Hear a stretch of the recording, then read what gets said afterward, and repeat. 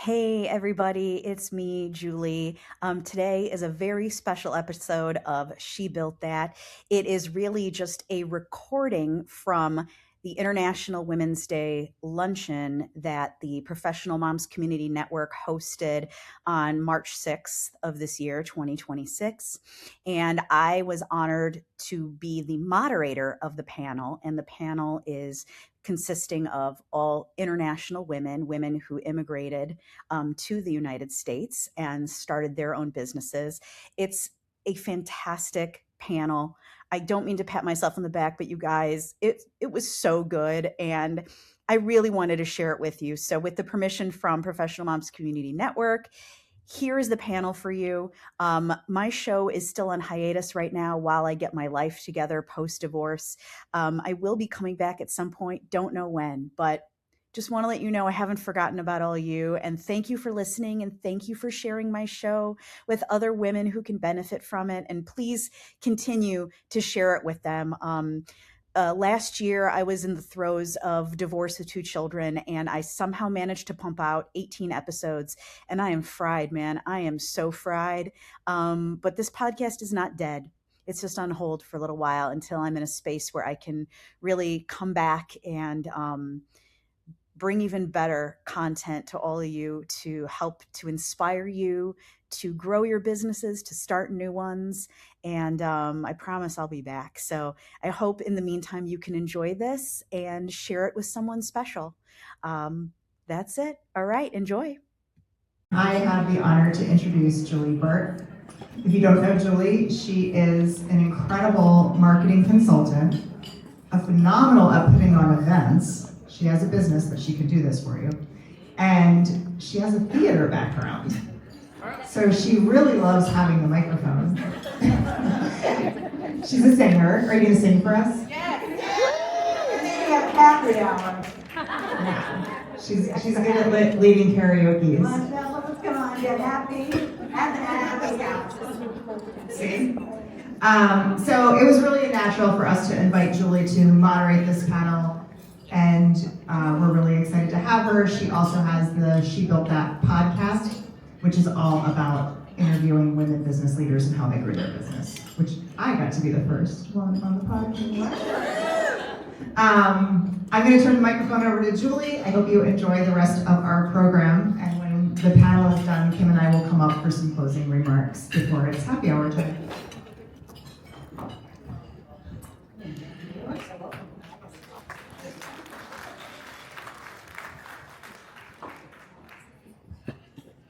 Good afternoon, everyone. It's so wonderful to see you all here today. I love seeing all these fantastic female faces in this room. I'm Julie Burt, as Tammy just said, and I will be your moderator for our International Women's Day panel discussion. I'm so thrilled to have you all here, and I cannot wait for you to meet all of our panelists today. The 4 women you're about to hear from, they truly embody the spirit of International Women's Day. They all immigrated to the U.S. as children or young adults, all filled with hope for new opportunities and a better life. And I can say with absolute certainty that our country is a better place because they are here, contributing to the economy, enriching our culture, and building businesses that create opportunity for others. Their stories matter every day, and so do yours. And there is no better place to hear them than in a room full of women who know what it means to build something from scratch. Today, I am so proud to give these 4 women a platform to share their journeys, insights, and vision. Please join me in welcoming our panel, Natalia Duarte, Vlada Naklis, Simona Papalardo, and Dupe Sobo. Ladies, will you please introduce yourselves? Sure. Well, hi everyone. My name is Natalia Duarte. Thank you so much, Julie. Thank you, Tammy and Kim, for the opportunity. I am the Evanston Professional Moms chapter leader. I started this chapter a year ago. I was born and raised in Mexico City. I moved to the U.S. when I was... I moved to the U.S. when I was 27. It was because of my husband's career, and so we have moved around quite a bit. We started in Canada, moved to Minnesota, Arkansas, Pennsylvania, and now we've settled in Evanston with our 3 kids. They are 15, 13, and 11. And so for the past year, I've been working full-time for the building the Evanston Professional Moms chapter, and also I'm about to launch my new business. It will be family dinners service, delivery service for working moms. Hi everyone, my name is Dr. Vlada Naklis, and I'm an eye doctor optometrist, and I own a private practice called IC Optometry Clinic in Lincolnshire. I immigrated here from USSR, the country that's now Ukraine, at the age of 12 with my parents, and my education is here in the United States, but at heart I'm still, of course, an immigrant and speak 3 languages. So I live right now in Highland Park with my 3 kids and a husband, and I've been pretty much settled in Illinois since we came here, and haven't been able to leave no matter how much I try.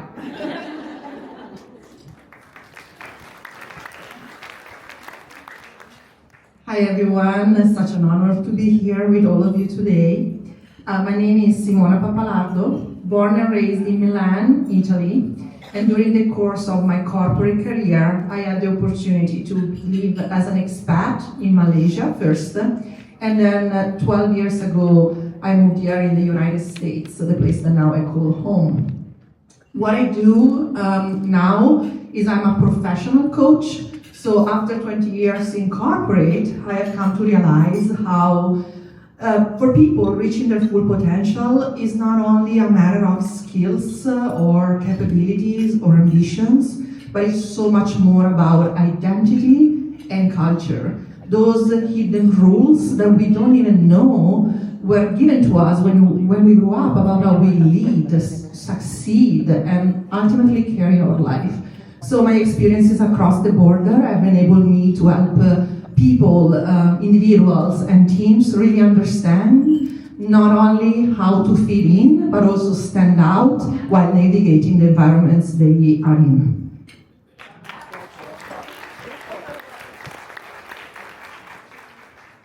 Hello everyone, my name is Jupe Sobo. I was born, bred and buttered, as my mother used to say, in London, England. I came to America in 1994. I came here for law school, and after I graduated from law school, I decided to stay. So I started practicing for myself in 1997, and I have been doing that ever since. So that's nearly 30 years, which I cannot believe. I specialize in the area of divorce law, so I'm familiar with, there you go. Back in the day, pre-COVID, we would see each other. I remember Stephanie and I had a case together, and it was great. We're gonna end up as enemies. So anyway, yeah, so I'm a divorce attorney, specializing, as she said, in child support, custody, visitation, and I want to also say thank you to Julie, Tammy, Kim, and Joy. I have to honestly say, when Julie reached out to me and said, we'd like you to be on the panel, I was thinking, are you sure? Really? Me? Why? Just because. But then I realized, who else is an international woman but me? Yeah, exactly. My parents are from Nigeria. I have been there once. I don't speak a lick of the language at all, unfortunately. Born in England, as I said, and then I've been here for 30 years, so definitely international. I have a 16-year-old son, and I have a husband, so full family. Thank you. Okay, so to pick up our first question, we're going to hear a response from each of our panelists. So the theme of this year's International Women's Day is Give to Gain. What does give to gain mean to you? We're going to start with Julie. Thank you, Julie. You're welcome. So for me, give to gain means that I give of myself, and whoever I give it to, they gain. So I give my support, my encouragement. I expose them to as much professional connections and opportunities as I can. And in return, what they gain from that is the ability to move forward in their life and in their career.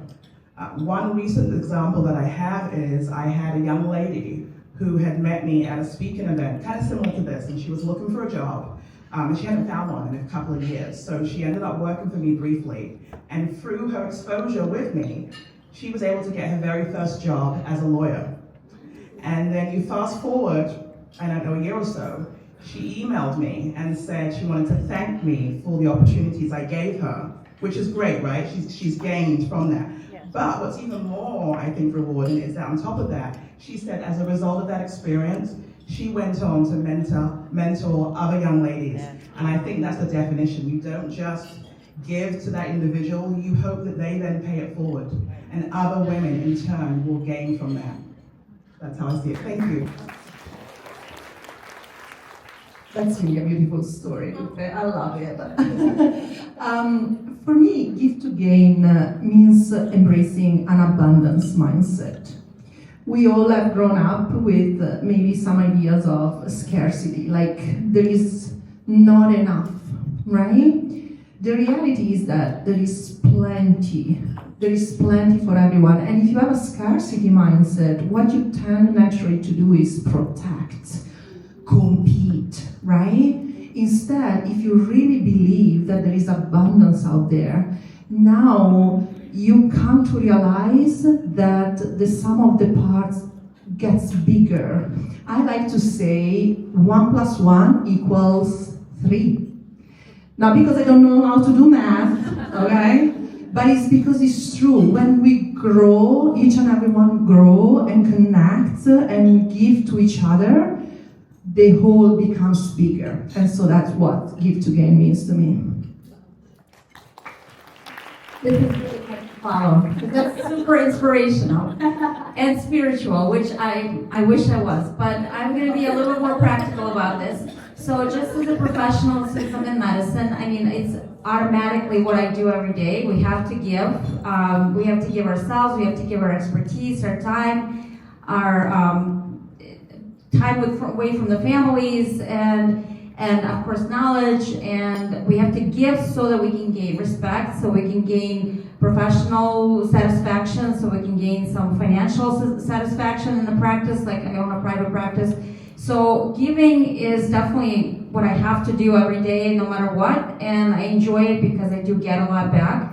But I also, in another sense, I started networking as of the last couple of years, and I feel like initially it was really kind of scary when you go to this room and there's all these people and you don't know how much you can give, but at the same time you find a way, and as you start to give to each of these people, you get that abundance of things from them that is amazing. So giving is definitely something we all enjoy as people, and we sometimes don't know it because in USSR we did not grow up with the idea of abundance, that's for sure. We grew up with scarcity, and we all are just kind of trying to protect, but here in the United States, I definitely feel like there's a lot more of that abundance, and when you give, you definitely get a lot back.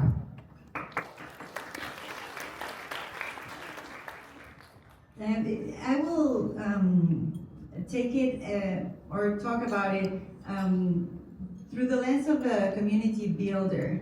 And for me, give to gain is giving others a platform so that they can shine, or to uplift others, and then in that process find yourself, open doors and opportunities for yourself.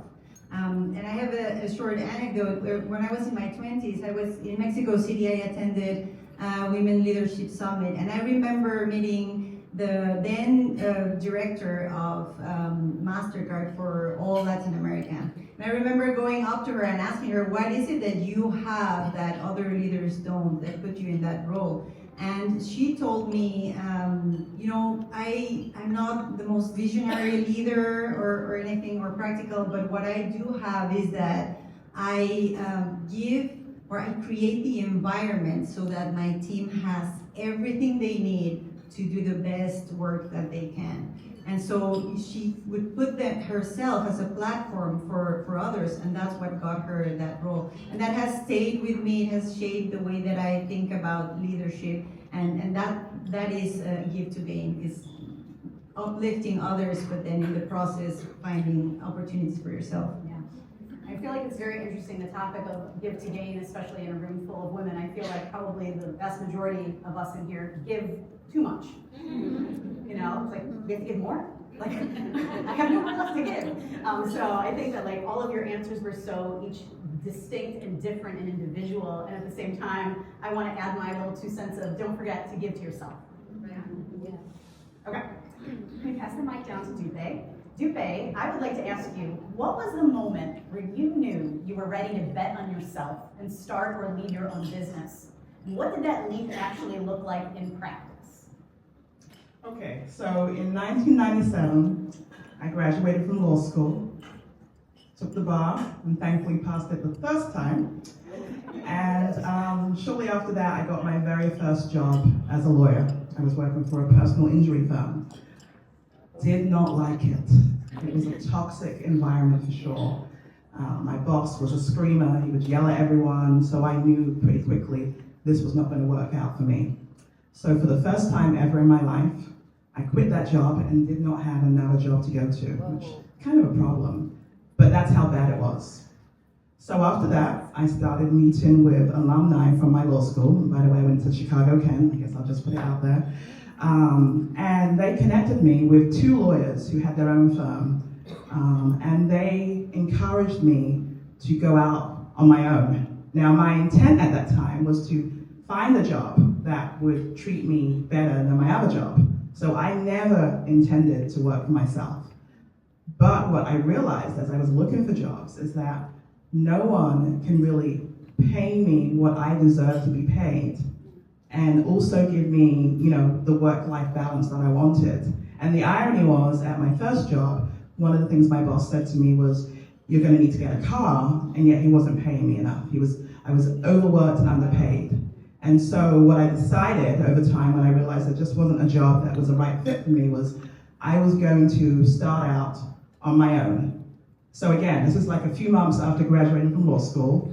This was not the plan. I was not supposed to be working for myself, certainly not this soon, but I had no choice. So what does that look like? Well, the first thing is, how am I going to get cases? As a lawyer, we need cases right. I've got bills to pay. So, and remember, I'm not from this country, so I don't have the benefit of having family and friends or sororities or what have you refer cases to me. I had only been in the States for about 3 years at that time, so how on earth am I going to get cases? So what happened was, again, through reaching out through my network of alumni, someone told me about referral services. So I started getting cases from a referral service, and through my work with helping clients, my clients then in turn referred me their friends and their family. And so that's how I began to generate my business by myself. And, again, nearly 30 years later, I'm still doing it. And I essentially have never looked back. I can't imagine working for anybody else. And I am grateful that I had the support of others who supported me and encouraged me from the very beginning and all along.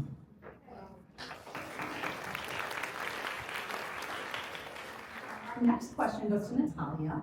Natalia, can you share a time when you gave your time, knowledge, opportunity, or trust before you felt established or secure yourself?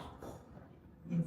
So starting Evanston Professional Moms is the perfect example of this, because I was not ready. I didn't know what I was doing, but I'm so glad I did.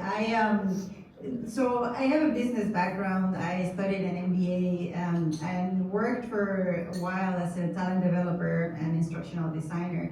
Then when I migrated to the US, even though I still was working remotely, so when you're a wife of a student in the US, you don't get a visa, a work visa. So I couldn't work in the US. So that for me, it caught my path, it caught my career. Then I had 3 kids, and it was just very hard to jump back on the train once we became American citizens. And so maybe a year and a half ago, I was at home with my kids, asking them, what do you want to do this weekend? And then realized that everybody had their own plans but me. And so that was the moment when I decided, okay, this is the time to go back or at least try it. But then it's hard, right? Because I've moved around, and so I know how to build a community, but on a personal level. But at the moment where I had to do the same thing but professionally, I just didn't know where to start. And that's when all of a sudden I was introduced to Tammy, and Tammy told me about this opportunity. I jumped at it, but I remember being very doubtful and having this conversation with her, like, well, I don't even own a business, I don't have a particular goal in mind. Every other chapter leader was a business owner. And I was like, does it make sense to start this, to be networking for something that who knows if it's gonna come? And so I lived, and I'm so glad I did, because 1 year later I've gotten so many opportunities. I've gotten to know so many women. We have made friends. I've gained confidence in myself, and I'm gonna start my own business soon. So I gave this year so much to this community, to building it like full time, but it has given me so much more, my community, my confidence, and clarity for the path ahead. And if you are anywhere near Evanston and can make it out, definitely get to one of her events. They're amazing. She said such an incredible turnout so early in your group's infancy, and you've just built something so wonderful. And I think it's so amazing that you were inspired to start a new business through this network.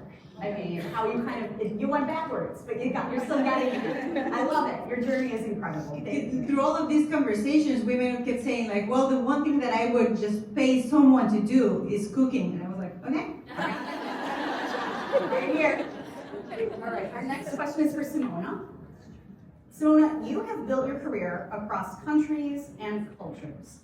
What is something that you had to give up when you moved internationally that you later realized was actually a gain? Mm-hmm. Well, the answer might surprise you, Julie, but it was actually certainty. I had to give up certainty. So let me tell you what I mean.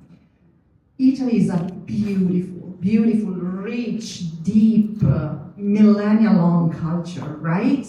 If you have been there, you fell in love with it. I know it, right? And so it's beautiful what we bring to the table as Italians.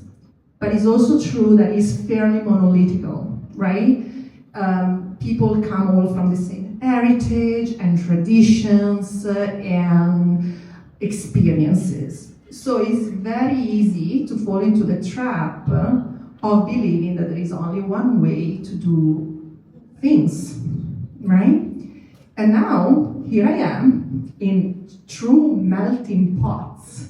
Malaysia, the United States are true melting pots. And now all of a sudden people look at things in so many different ways. And all of a sudden there is not one way you approach a situation, right? And so all of a sudden what my mom and my grandma taught me kind of fell short in certain situations that I was new to, right? But here's the thing, at the beginning it was overwhelming. I will not lie, it was really overwhelming. But then something clicked, and I realized it was also incredibly liberating. Now I get to show up as I want to show up, and that is powerful. So yes, what I had to give up was certainty. What I gained was freedom to really understand how I want to show up in this world. That's wonderful. I mean, I think that especially many of us in this room being very type A women, very driven, very goal-oriented and motivated, not knowing well, what's going to happen? How do I do this? That is not my jam, personally. I don't enjoy that. But it's being able to kind of embrace that and learning to make it a part of you and also letting it help you to thrive in that uncertainty. That's wonderful. The next question is for Lada. Lana, what is something that you learned to give culturally in the US that does not exist in your home culture? For those of you who are from US are in this room, you probably will laugh about this, but in our culture, we don't really smile very much at strangers or do small talk or compliment anybody very much because it's considered weird and rude and like, what do you want from me if somebody does that? So in this country, definitely, especially being a business owner, I've learned a lot to do the small talk and to smile and to kind of get more personable with people and to not feel weird about it and to actually embrace it and to enjoy it. And of course, the other thing that we don't do a lot where I'm from is the charities and the networking and all the things where you have to give to get. Again, we don't come from the background of abundance. So I've learned, and I really love what Simona is saying. It's totally resonating with how I feel.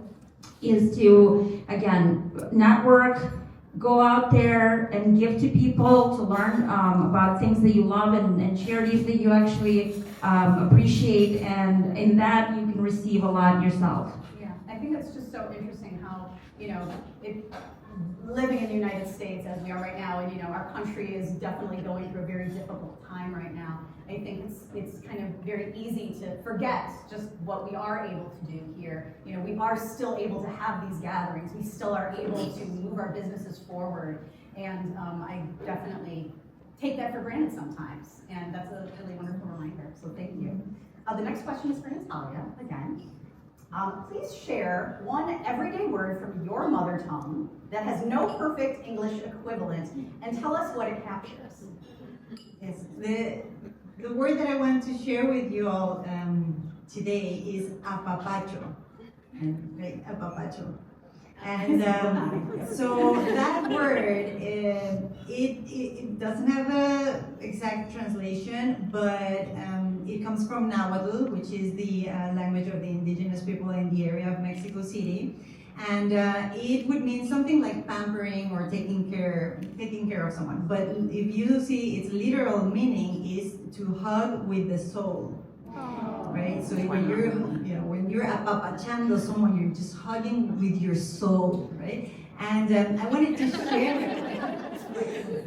I think about this word every day because it reminds me of the small gestures, of the smallest things that we can do to make someone feel special, feel apapachados.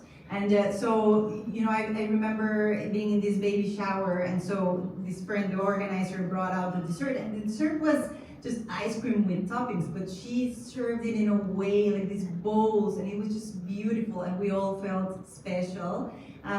If I think about, in a professional setting, Jen, who's right here in this table, Jen Wilson, she helped us organize our trip to Universal, and she did all the logistics, which is great, but then she showed up with 3 letters for my 3 kids, each one with their names, as if the letters were coming from Hogwarts School of Wizardry.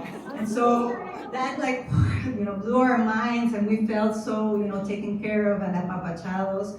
And so I wanted to share it with you because I'm sure that there's a small gesture, the smallest thing that you can think of in your world, and you can translate it to apply it and see what you can do for the people that are next to you, for your partners, for your clients, just a small thing that will make them feel apapachados. Simona, I want to hear your answer. Yeah. This is too much of a fun question not to jump in. So I'm going to share the word magari, which in Italian means maybe, like it can be loosely translated as maybe, as I wish, but it has such a deeper emotional undertone. And the reason why I love this word is because it makes you, it talks about the possibility that we all have as human beings to dream beyond, right? And so maybe someone tells you, oh, I would like to open my business one day, and you can answer, magari, that would be awesome, you know what I'm saying? And of course you have to do it with an Italian accent, right? I mean, if now it doesn't sound as cool. And so I want to say, Oh, magari, I would love to be a papachada. Simone, hang on to the mic. So the next question for you is, what is one thing that you feel empowered to do as a woman in the US that you don't feel empowered to do in your country of origin? Well, I think it goes back to what I was saying a little bit before about freedom and this liberation of knowing that you can show up in many different ways. So Italian cultures, probably because of the millennia and the history we have, right? It's all about, stability and consistency and experience is very much rewarded over the course of your career, right? And so what that actually means is that careers tend to be pretty linear. You end up doing the same thing for 40 plus years of your life, right? And so I experienced this myself. I climbed the corporate ladder for 20 plus years. I'm an engineer as a background, by the way. And at a certain point, I realized I loved it, but I didn't want any more of it. I wanted to do something completely different. That's when I decided to take a leap of faith on myself and get into business and opening my own coaching business, right?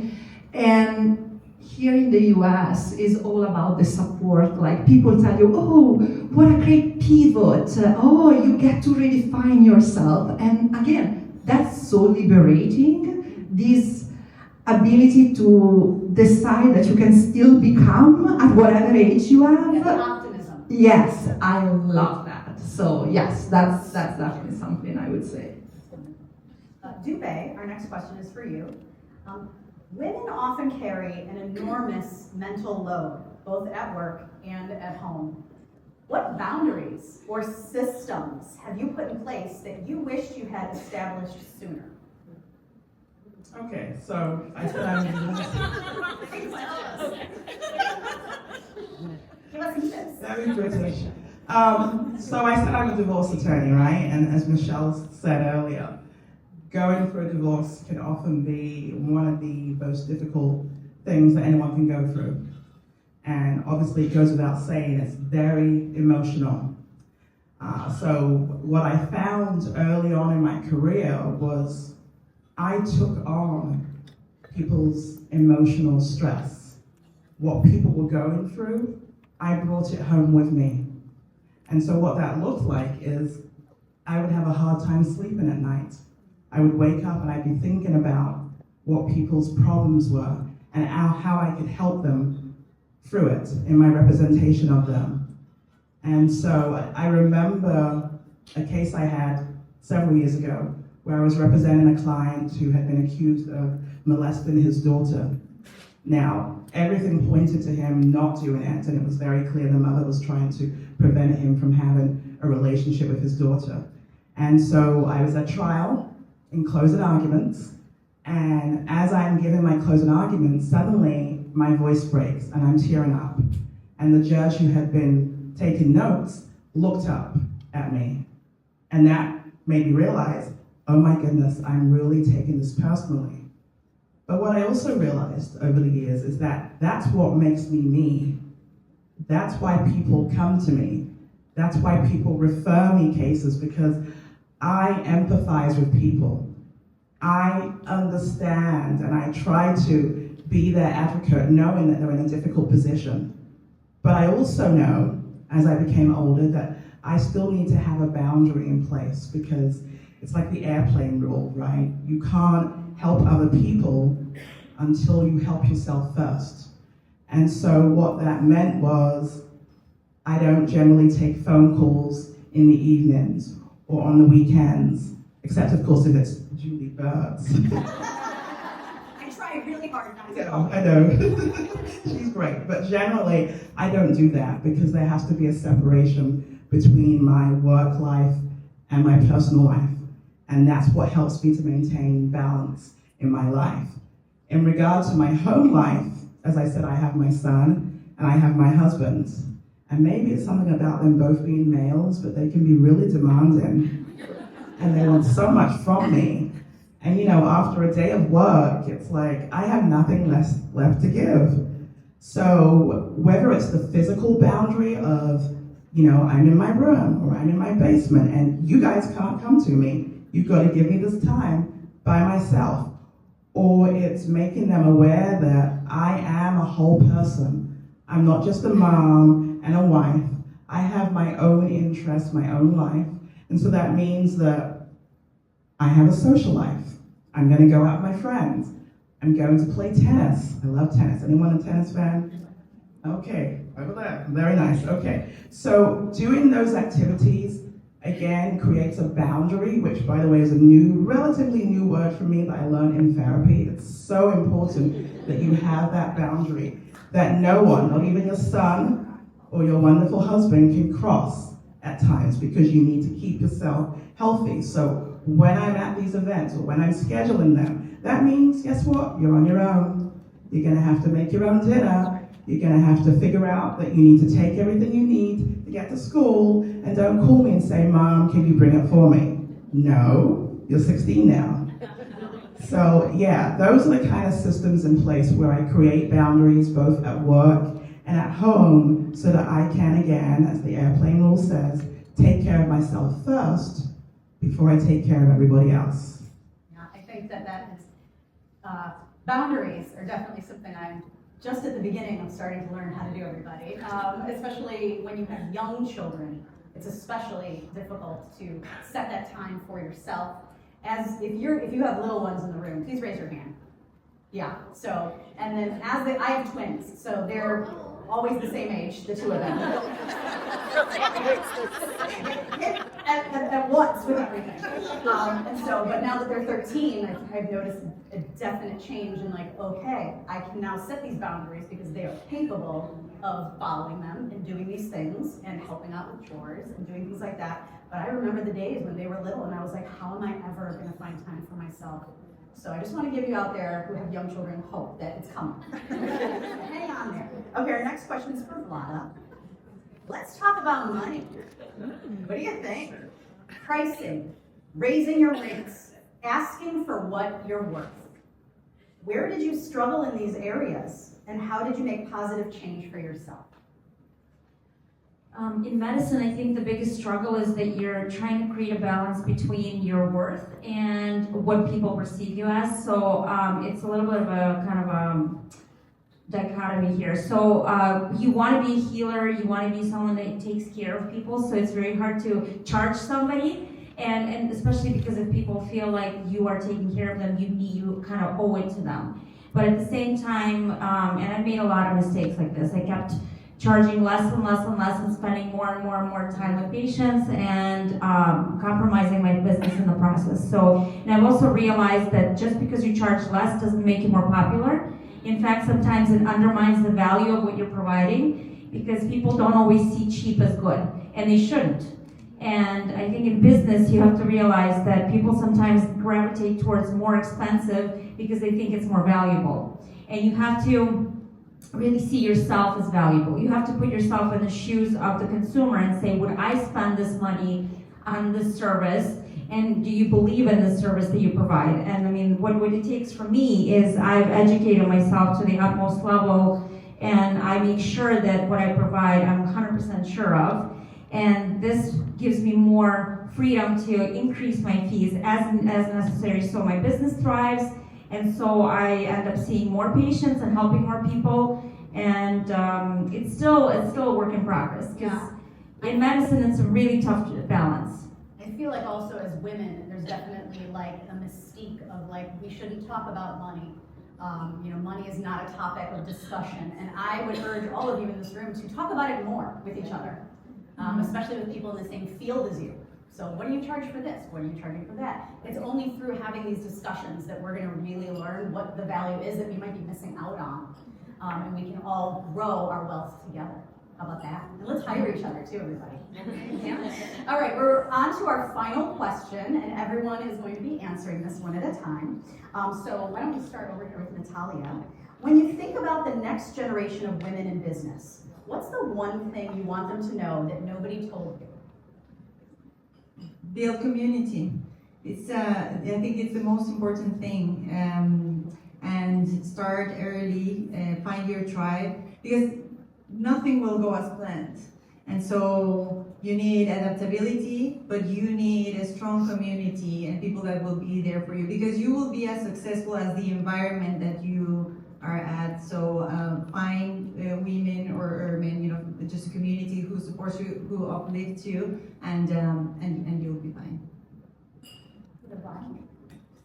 I think start as early as you can. I know for me personally, I procrastinated a lot when starting my own business. I worked for somebody because I thought I didn't know enough, or I don't have enough money, or I'm too busy. And like Natalia said, there's never a perfect time for anything. Like we're never ready for children, and they're always a big surprise, and you're never ready for anything in life. You know, you just do it as early as you can because you have more energy when you're young. You have more support when you're young. You look more pretty, so people gravitate towards you more. I mean, everything as a woman is better when you're younger. I'm sorry, it's just the way it is.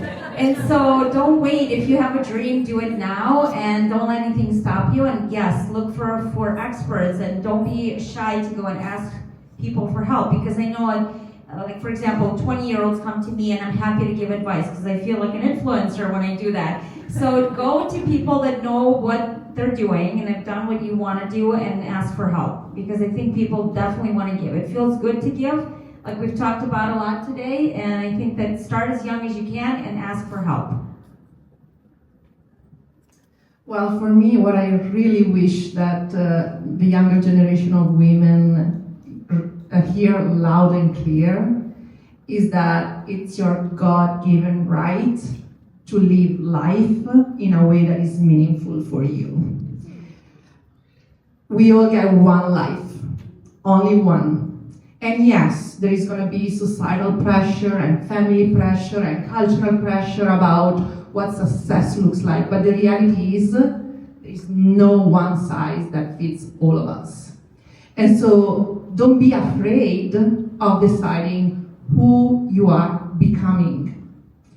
And the first step to do that, to build on what you were saying, Julie, and what you, Dupe, were talking about, the first step is actually self-caring. It's not a selfish act, it's a necessity, because only when you care about yourself, as we were talking before, you can also give to others. And so if you give, then you gain, as we are talking, right? And so don't be afraid. It's so often, especially when we have young kids, to forget about that. So start with self-caring, starting with asking really what I want to have from my life, and don't be afraid to go chase it. So my one is hope for the best, but be prepared for the worst. Now, that's a common phrase that many of us may have heard about, but I think what's missing from that is, what do you do when you're in that worst segment of your life? How do you handle it? It's going to happen. You're not always going to be successful, especially when you first start, right? You have to build your way up. But if you are preparing for it, then you will know that it's only temporary. At some point, you're going to come out of it. So stick with it. Don't give up. And always, always believe in yourself. I love it.